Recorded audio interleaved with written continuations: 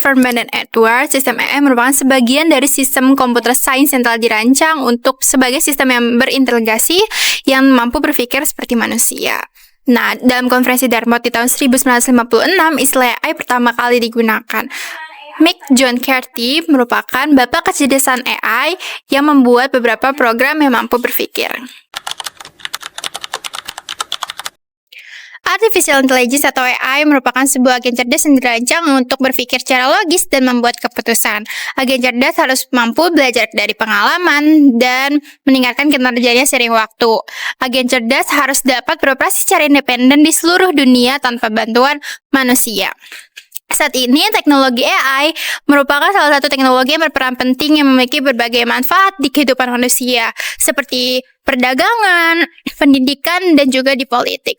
Namun, sayangnya AI ini memiliki kelemahan, seperti AI ini dapat menggantikan pekerjaan manusia dan dapat membuat manusia jadi kurang produktif, sehingga penggunaan AI harus digunakan secara tepat dan secara efektif.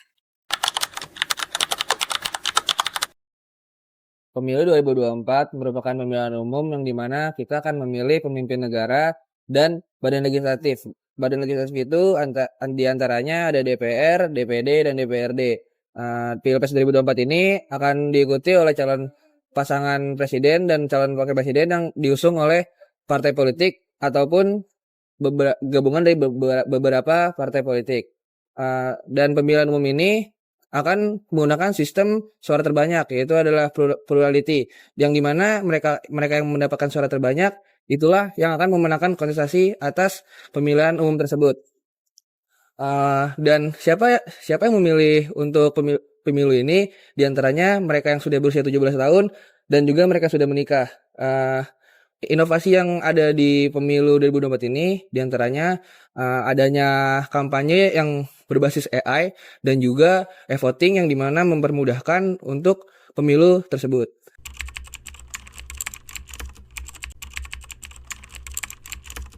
Tadi Jokowi bertolak menuju Medan, Sumatera Utara untuk berkampanye. Ada 7 lokasi yang akan dikunjungi Jokowi dalam rangkaian kampanyenya di Sumatera Utara. Setelah singgah di pasar-pasar tradisional di kota Medan, Jokowi langsung menuju kaki Gunung Sinabung untuk melihat langsung kondisi warga yang menjadi korban bencana letusan Gunung Sinabung. Agenda kampanye yang padat membuat Jokowi tidak bisa meluangkan banyak waktu untuk berdialog dengan para pengunjungnya. Kampanye Joko Widodo kali ini didampingi sejumlah politisi senior PDI Perjuangan.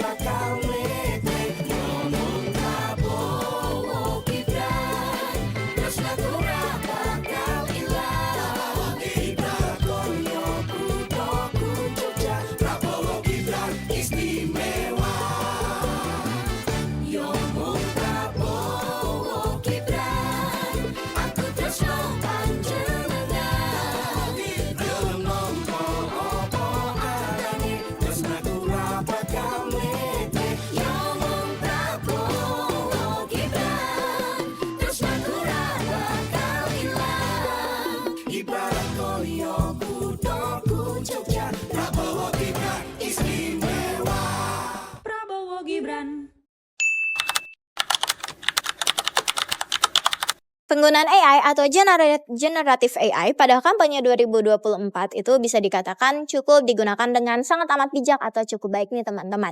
Pada pemilu-pemilu sebelumnya kampanye itu masih dilakukan dengan cara yang konvensional dan juga dengan cara yang masih tradisional.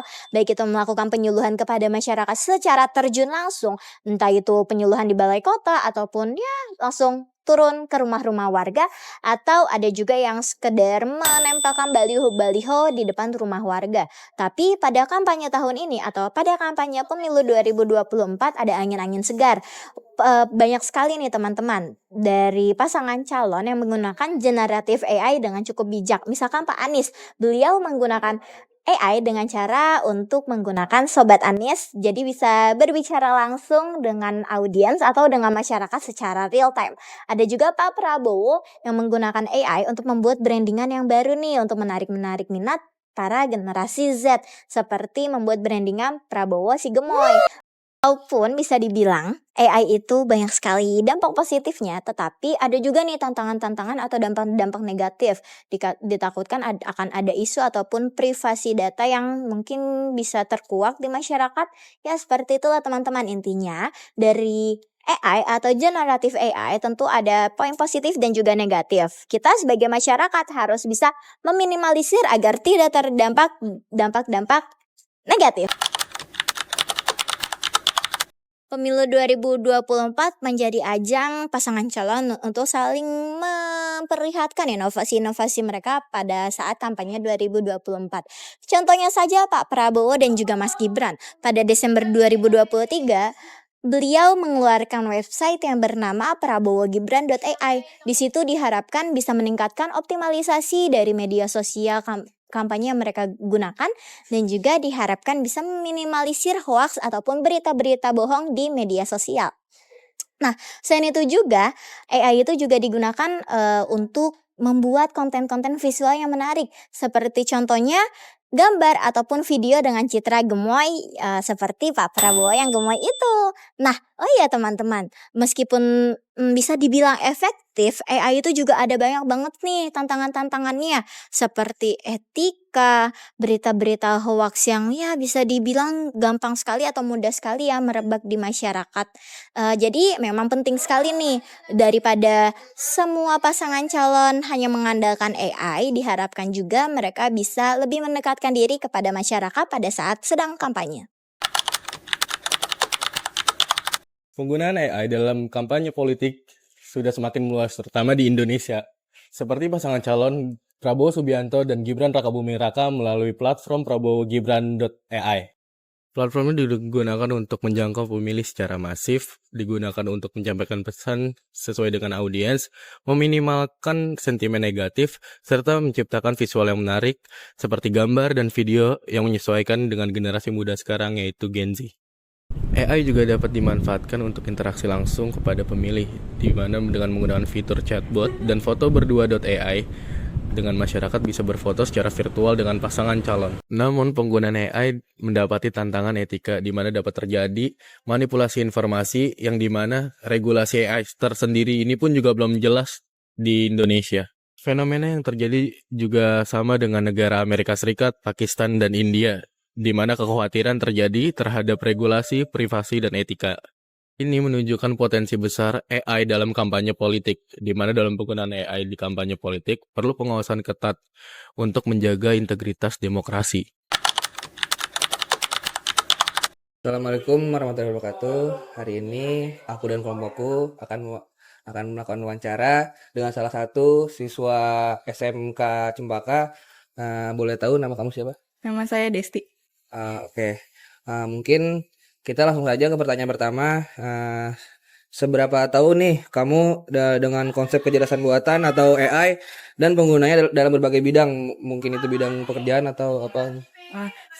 Untuk AI itu saya udah cukup udah familiar ya, udah lumayan familiar, karena dalam dunia pendidikan juga AI itu udah sering banget digunakan. Salah satunya itu dalam aplikasi Ruang Guru, itu udah karena ada salah satu bot yang menggunakan AI, sistem AI namanya RoboGuru, itu kita bisa mengajukan pertanyaan dan langsung dijawab gitu. Oke. Mungkin langsung ke pertanyaan kedua, yaitu pendapat kamu ini tentang penggunaan teknologi AI untuk meningkatkan efektivitas kampanye politik, dan bagaimana pandangan kamu ini melihat situasi ini, atau itu positif atau malah negatif?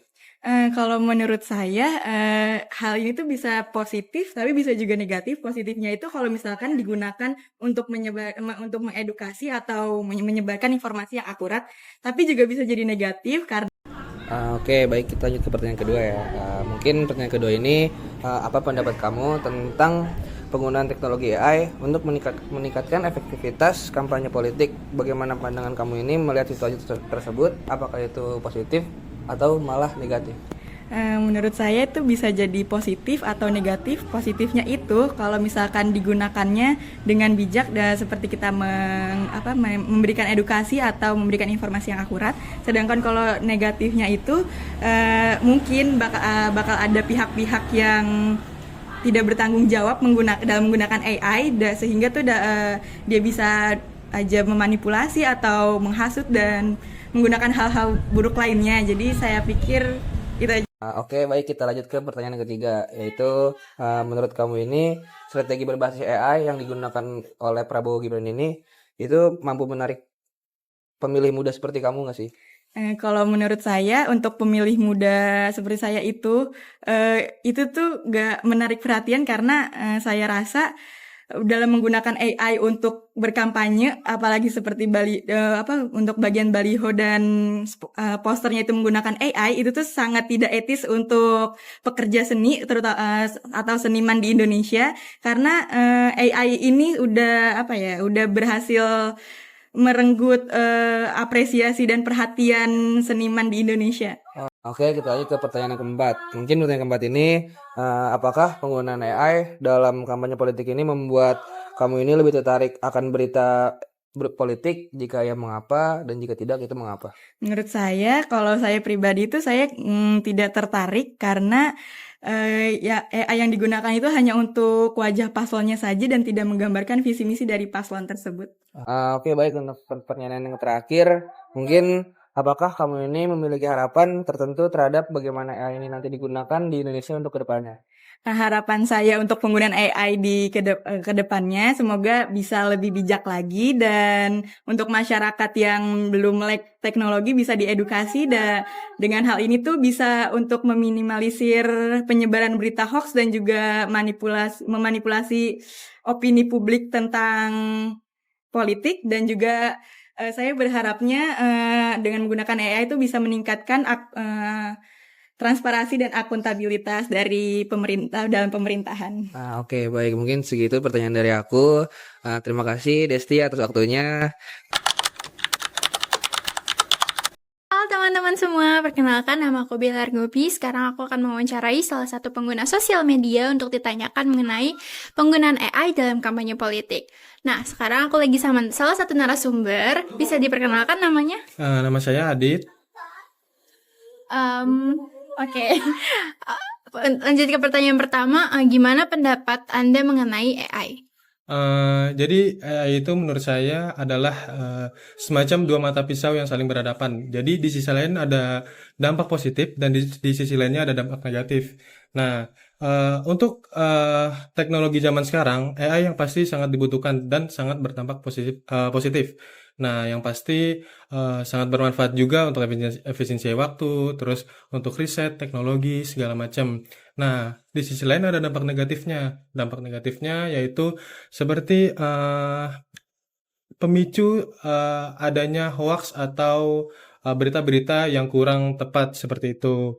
Nah, terus hal-hal lainnya yang pasti AI juga nanti kalau dikembangkan lebih modern lagi, lebih baik lagi, akan menggantikan pekerjaan manusia. Itu yang paling ditakutkan oleh semua orang seperti itu. Oke, tadi kan ada dampak negatif dan dampak positifnya nih. Nah, setahun belakangan ini kan kita lagi mengadakan pemilihan presiden dan juga pilkada. Nah, dalam pilpres dan pilkada ini adanya penggunaan AI dalam kampanye. Nah, dari masifnya penggunaan AI ini, apa pendapat Anda terkait hal itu? Oke, baik. Kalau bicara tentang pemilu kemarin, yang pasti AI sangat perlu digunakan untuk yang pasti promosi setiap paslon atau semacam kalau di dunia teknologi atau di dalam dunia pemrograman itu AI sangat membantu dalam membuat website-website seperti pengenalan diri semua paslon segala macam ya kan, dan juga untuk informasi yang lebih akurat tentunya seperti itu. Oke, kan kita merujuk ke salah satu paslon nih. Salah satu paslon yaitu Prabowo Gibran, mereka menggunakan AI untuk penggunaan konten kreatif di TikTok. Nah, menurut Anda hal-hal itu tuh justru menarik atau justru kayak kurang otentik nih, karena kan hasil penggunaan AI itu tidak dari diri mereka sendiri. Oke, kalau dibilang kurang otentik, kita lihat lagi dari perkembangan zaman yang sekarang. Jadi gini, kalau dibilang tidak otentik, udah pasti iya, karena zamannya juga berbeda dengan zaman yang sebelum-sebelumnya. Jadi gini, kalau bicara AI, kita tentunya bicara tentang kemudahan dan efisiensi waktu. Jadi setiap paslon pasti ada tim sukses untuk bagian promosi, untuk bagian desain segala macam.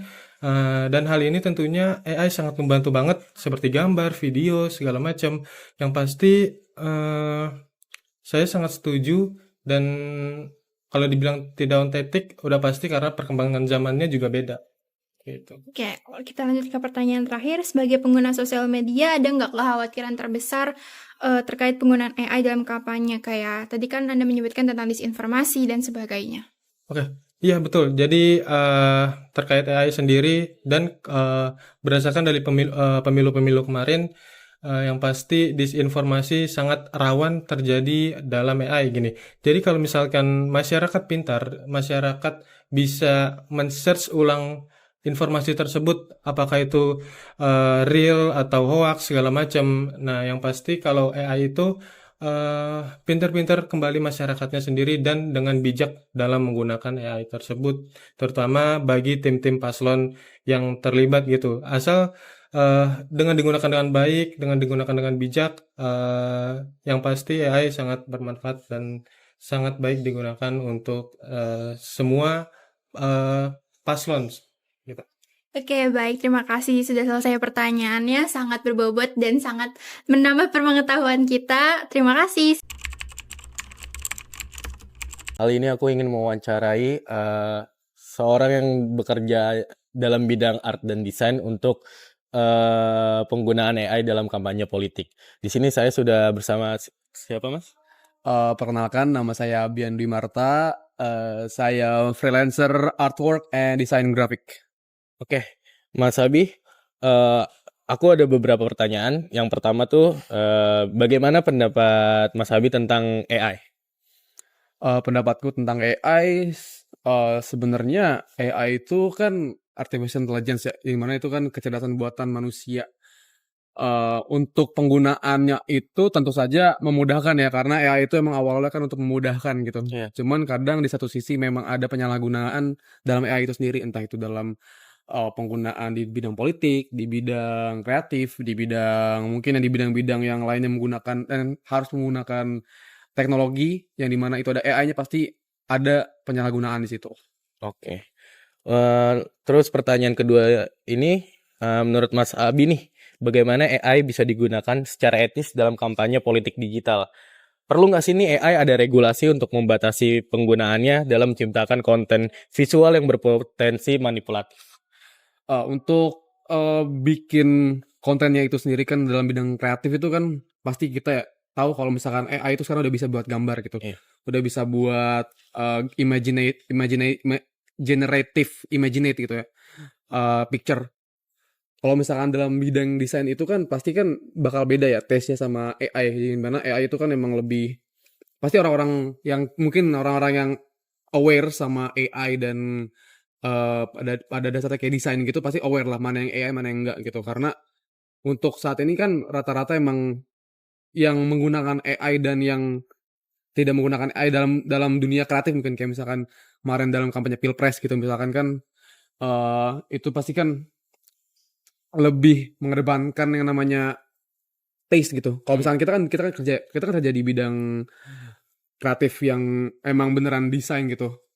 Emang itu kan pasti bakal ada bedanya lah kalau misalkan kita mana yang AI mana yang enggak gitu. Oke.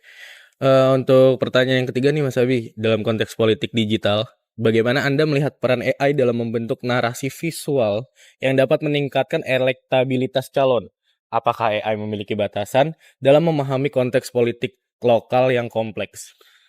Sebenarnya jujur dalam konteks misalnya mungkin ini lebih ke Pilpres mungkin ya. Iya. Itu pasti lebih kompleks ya, kayak kemarin misalkan Iya. kita kan baru aja kelar menyelenggarakan Pilpres kemarin ya. Yang dimana pasti kita lihatlah dari ketiga calon itu kan pasti ada yang memakai jasa desain atau yang memang pakai pure desain buatan manusia dan buatan AI gitu. Kan emang aku juga punya kerjaan waktu itu ya di mengkampanyekan seorang calon presiden gitu waktu itu. Ya mungkin kalian bisa lihat lah di mana itu tuh emang untuk kelas-kelas grassroots atau kelas-kelas yang bisa dibilang mungkin pendidikannya kurang tinggi gitu atau enggak yang masih dasar gitu, pastilah kalau misalkan kita lihat secara branding AI itu generatif AI itu udah pasti kepilih karena kadang pesan yang disampaikan oleh desain yang dibuat oleh manusia itu kadang tidak sampai di garis itu. Mungkin kerjaannya orang riset ya. Karena pasti ada orang riset dulu gitu. Kalau misalkan mau ngelihat yang namanya desain kampanye atau campaign gitu untuk seorang presiden itu pasti ada beberapa risetnya gitu. Pasti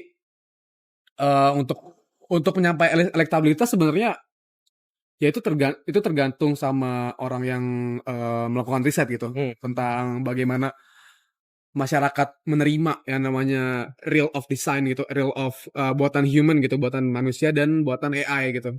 Gitu sih. Oke, untuk pertanyaan terakhir nih Mas Abi, apakah dengan tren penggunaan AI pada kampanye kemarin mempengaruhi persaingan dalam dunia desainer grafis? Untuk persaingan sih sebenarnya belum kelihatan dan emang belum ada karena ini kan masih tahun-tahunnya masih barunya keluar AI gitu ya. Iya. Bahkan kita juga ngeliat kalau misalnya kita lihat di Reels atau di kampanye-kampanye pilkada kemarin gitu kan pasti kita bisa lihat lah mana yang pakai AI, mana yang enggak. Itu pasti bisa lah kita lihat bedanya mana yang didesain oleh manusia, real manusia human atau sama AI gitu. Untuk persaingan sih belum terlalu kelihatan, cuman memang dalam konteks memperkerjakan gitu. Pasti kan kalau untuk AI kan semua orang pasti bisa pakai. Mungkin anak SD bisa, anak SMP bisa, anak SMK mungkin bisa. Kalau untuk branding kan sudah pasti itu harus wajib pakai manusia karena itu bakal jadi key apa ya sebutannya ya? Key brandly lah. Key branding gitu. Branding dari kita tuh apa? Karena AI sendiri kan tergantung sama prompt kan. Sedangkan prompt itu emang harus kompleks juga dan mungkin saya lebih melihatnya potensi ancaman di masa depan bukan di masa sekarang. Karena di masa sekarang penggunaan AI juga masih minim dan mungkin akan ramai dalam waktu yang cepat gitu karena emang perkembangan dunia digital tuh cepat gitu ya. Tapi untuk mengalahkan yang namanya real manusia human yang desain tuh menurut saya masih jauh sih. Jadi bisa diartikan tuh untuk pengaruh persaingan dalam dunia desain grafis tuh untuk saat sekarang tuh belum banyak terlalu berpengaruh lah ya. Mungkin di masa depan yang kemungkinannya bakal gede. Ya Mungkin. untuk simple case gitu kayak misalkan kemarin kan dari Pak Prabowo kan itu kan dia kan pure pakai AI gitu kan. Itu kan pasti ada apa ya? Ada kecenderungan pada AI gitu. Kecenderungannya lebih bergantung pada AI. Dan kita bisa lihat lah kalau misalkan perbedaan antara AI dan buatan manusia tuh memang ya jomplang lah gitu loh. Paling itu sih. Oke Mas Abi, paling itu aja sih pertanyaan-pertanyaan dari aku. Aku rasa udah cukup dan sangat informatif sekali buat saya dan mungkin buat teman-teman yang lain juga nanti yang menonton video ini. Terima kasih banget buat waktunya ya Mas Abi. Ya, sama-sama. Thank you.